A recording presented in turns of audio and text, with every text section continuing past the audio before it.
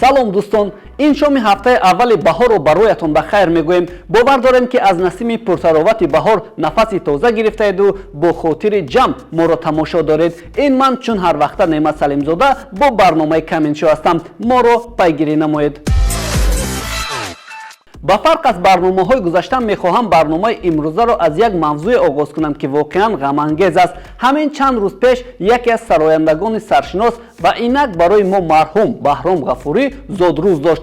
аслан Баҳром Ғафурӣ зодрӯзашро дар 4 сол як маротиба ҷашн мегирифт, зеро 29 феврал таваллуд шудааст. аммо ин сеюмин шабу рӯзи зодрӯзии ӯ аст ки бидуни ҳузури ӯ ва дар муҳити ғаму дард ҷашн гирифта мешавад. Баҳром Ғафурӣ 29 феврали соли 1976 дар деҳаи Гулистон, маҳаллаи маъруф ба ҳазрати Мавлонои шаҳри Душанбе дар хонаводаи корманди соҳаи савдо ба дунё омад. соли 1993 ба донишкадаи санъати ба номи Мирзо Турсунзода дохил шуд ва ба далели нооромиҳо дар дохили кишвар таҳсилро қатъ кард.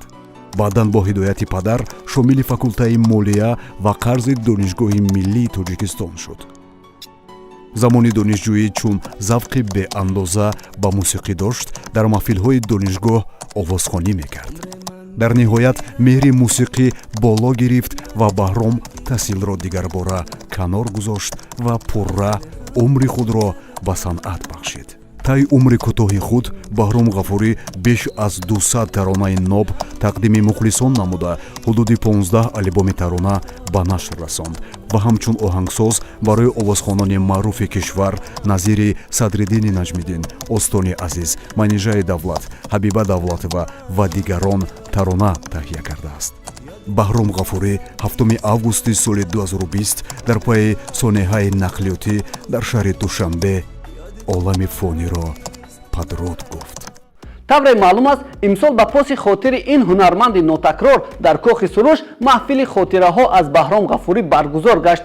ин шоми поси хотир зери унвони ёди ту ҳаргиз наравад ёро дӯстон, ҳампешагон ва мухлисони саршумори Баҳром Ғафуриро ба ҳам овард. ситораҳои эстрадаи тоҷик мисли Зулайхо Маҳмадшоева, Ҷонибек Муродов, Валиҷон Азизов ва Ҷаҳонгиру аксар дигарон ширкат варзида хотироти худро аз замони ҳамкориҳо ва эҷодияшон бо Баҳром Ғафурӣ қисса карданд. аз сторисҳои шабакаҳои иҷтимоӣ маълум аст ки санъаткорони маъруфи тоҷик таронаҳои гӯшнавозу дилфиреби Баҳром Ғафуриро бозхонӣ намуда бори дигар собит сохтанд ки ҳунарро завол нест ва ҳатто марг ҳам наметавонад хотираи як ҳунарманди асилро аз ёду дилу дидаи мардум бизудояд.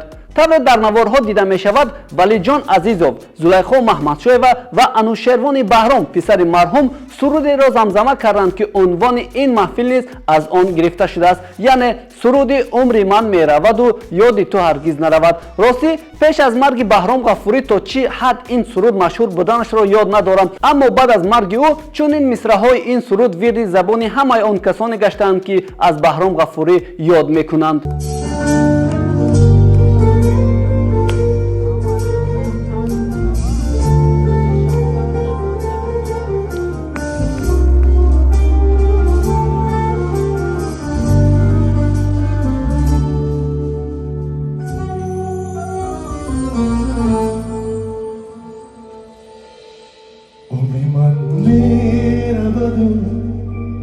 یادی تو هرگیز نرم از دل غم زدم عشق تو بیرون نشم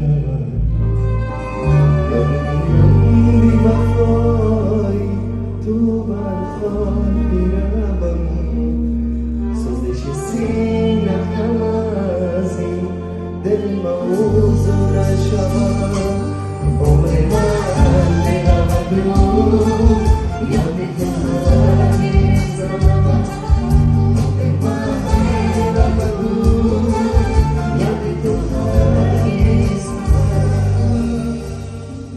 бовар доранд ки суруди фариштамоҳ зикуҷоӣ то ҳанӯз дар ёдатон ҳаст. ин суруд аз ҷумлаи шоҳкориҳои мондагори Баҳром Ғафурӣ ба ҳисоб меравад. ҷаҳонгир Зарипов дар ин чорабинӣ кӯшиш кардааст то ҳамин сурудро барои мухлисони марҳум аз нав бозхонӣ намояд. ندیدم عزیزکم فرشته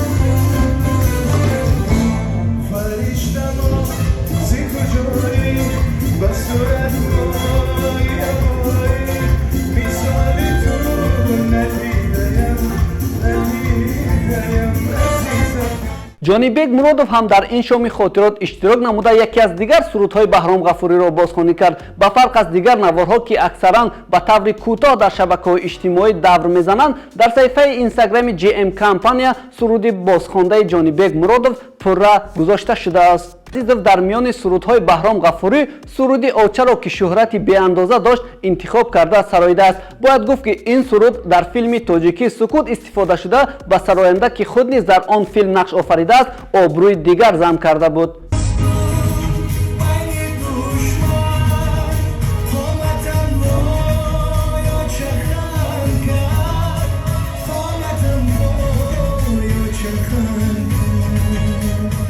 тавре дар боло ишора кардан дар шоми поси хотири ҳунарманди нотакрор баҳром ғафурӣ дигар сарояндагон низ иштирок намуда бо ёдоварӣ аз ҳамкасби худ ва бозхонии сурудҳои мондагори ӯ мухлисонро дубора ёди он рӯзҳое бурданд ки аз суруду оҳангҳои марҳум лаззат мебурданд.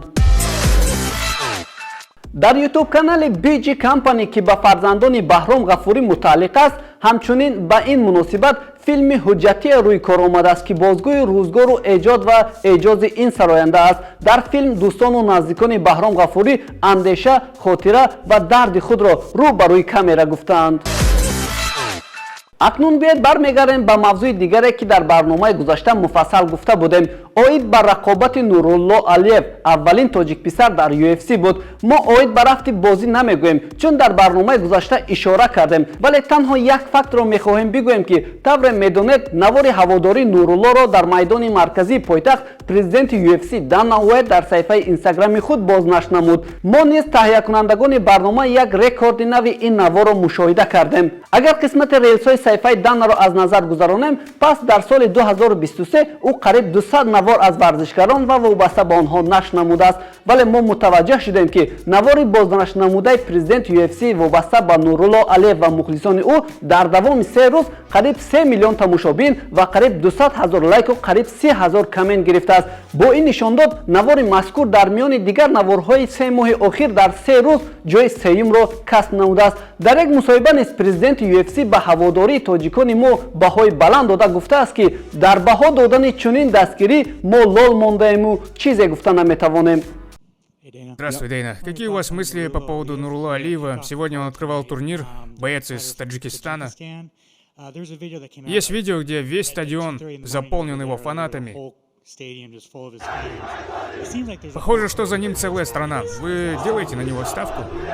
Это здорово, когда такое случается. Когда эти ребята прилетают сюда, в Вегас, из таких отдаленных мест, из всей Европы, когда такое случается, это весело, это волнительно.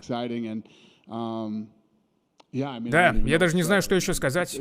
Круто видеть это в соцсетях, когда такое случается, или когда они прилетают домой после большой победы. Такое классно видеть. лекин дӯстон, биёед акнун ошкоро бигӯем ки камбағалро ҳатто дар болои уштур низ мор мегазад. Медонед барои чӣ ман ин ҳарфро мезанам? Зеро Нурулло Алиеви қаҳрамонамонро ғорат карданд. худи ӯ дар як навори кӯтоҳе дар сториси инстаграми худ қисса мекунад. Слава Богу, дали мне сумку, потому что 2 дня назад меня обокрали, с машины украли все сумки, все одежды. Сейчас вот так я остался и с этой сумкой. алишер моргенштерни 25 сола ки ҳоло аз русия баромада дар дубай зиндагӣ мекунад, баъди қариб 3 соли зиндагӣ бо блогер ва бизнесвумен Дилара расман ҷудо шуд. расман ба он хотир ки онҳо ҳанӯз 1 сол қабл бо ҳам чандон муносибат надоштанд. масалан моҳи апрели соли 2022 дар як навори кӯтоҳ Дилара ҳолатро шарҳ дода гуфта буд ки хислатҳои ҳарду бо ҳам чандон дуруст намегиранд. бояд гуфт ки Моргенштерн ва Дилара тобистони соли 2021 расман оила бунёд карданд, вале пеш аз он ҳам бо ҳам муносибат доштанд.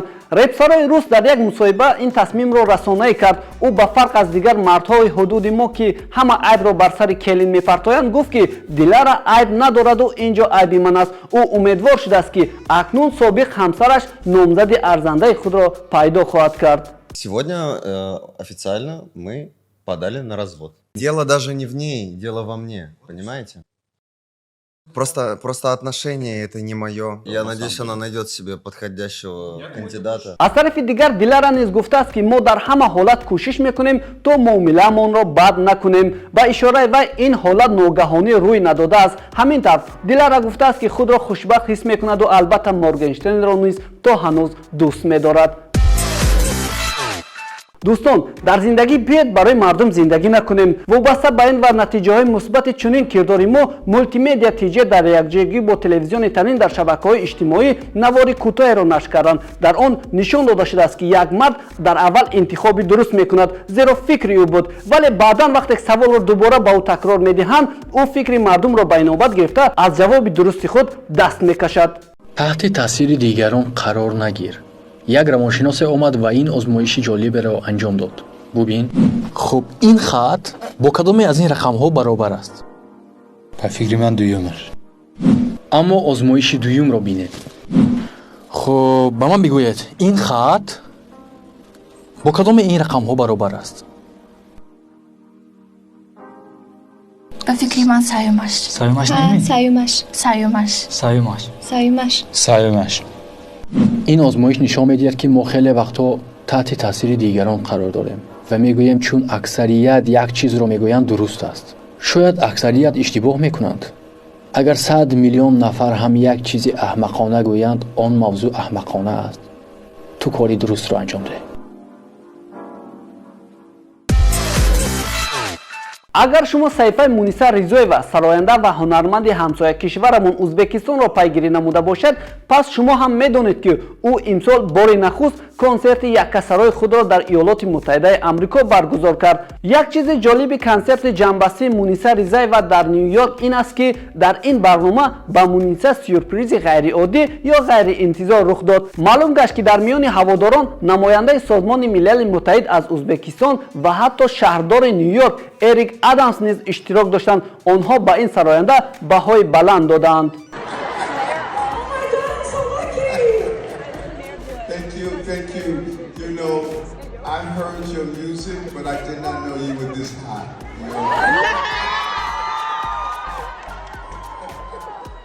know, to my amazing Central Asia community, you know, Brooklyn is the Central Asia of New York.